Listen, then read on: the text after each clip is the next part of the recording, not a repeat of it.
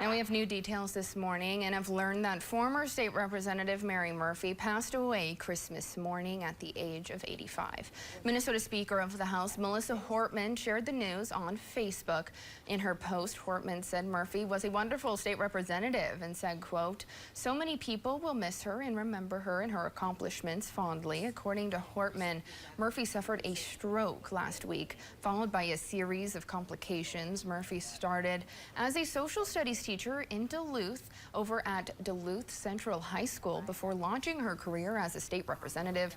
Murphy, a member of the DFL party, was elected back in 1976 and became the second longest serving legislator in Minnesota history. The Duluth native was also the longest serving female lawmaker in St. Paul.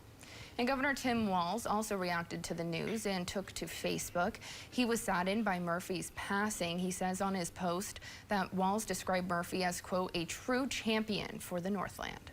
Minnesota's Democratic U.S. Senator Amy Klobuchar also reacted to the news, and she put on X in her post. Klobuchar said Murphy was often the only woman at the table in northern Minnesota, saying it has now changed, but Murphy was, quote, ahead of her time.